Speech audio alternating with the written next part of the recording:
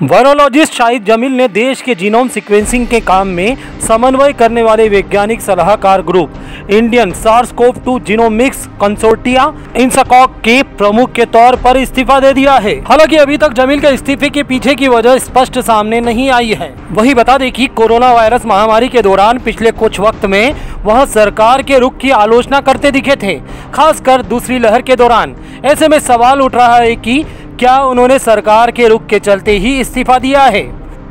अंग्रेजी अखबार the Indian express के एक हालिया कार्यक्रम में उन्होंने कहा था कि सरकार अथॉरिटीज ने समय से पहले यह मानकर गलती की थी कि जनवरी में महामारी खत्म हो गई। उन्होंने न्यूयॉर्क टाइम्स में छपे अपने एक आर्टिकल में टेस्टिंग और आइसोलेशन बढ़ाने और ज़्यादा अस्थायी सुविधाएं बनाकर हॉस्पिटल बेड्स की संख्या में बढ़ोतरी करने, अहम दवाओं और ऑक्सीजन के लिए सप्लाई चेन को मजबूत करने की जरूरत पर जोर दिया था। उन्होंने लिखा था, इन सभी उपायों को भारत में मेरे साथी वैज्ञानिकों के बीच व्यापक समर्थन मिला है, लेकिन उन्हें साक्ष्य आधारित पॉलिसी मेकिंग के कड़े प्रतिरोध का सामना करना पड़ रहा है। इसके अलावा उन्होंने लिखा था, डेटा के आधार पर फैसला लेना अभी तक एक और दुर्घटना है, क्योंकि भारत में महामारी नियंत्रण से बाहर हो गई है। हम जिस मानवीय कीमत को झेल रहे हैं वो एक स्थायी निशान छोड़ जाएगी। जमील ने ऑक्सीजन सप्लाई के प्रबंधन के लिए एक टास्क फोर्स नियुक्त करने के सुप्रीम कोर्ट के हालिया फैसले की भी आलोचना की थी।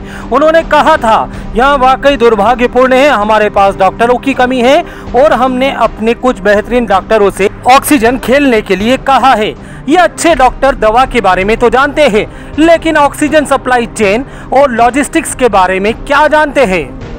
द न्यू इंडियन एक्सप्रेस की रिपोर्ट के मुताबिक ये साफ नहीं हो सका है कि आखिर शाहिद जमील ने ये पद क्यों छोड़ा है, लेकिन सूत्र इस तरफ इशारा कर रहे हैं कि सरकार की कोविड से जुड़ी नीतियों के शाहिद जमील आलोचक रहे हैं। हाल ही में जमील ने न्यूयॉर्क टाइम्स के लिए एक आर्टिकल लिखा था।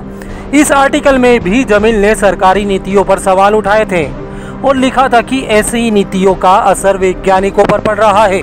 बता दें कि शाहिद जमील अशोका यूनिवर्सिटी में त्रिवेदी स्कूल ऑफ बायोसाइंसेज के वायरोलॉजिस्ट और डायरेक्टर है। वो Wellcome Trust DBT India alliance के CEO भी रह चुके हैं। जमील को हेपेटाइटिस E वायरस पर रिसर्च के लिए जाना जाता है।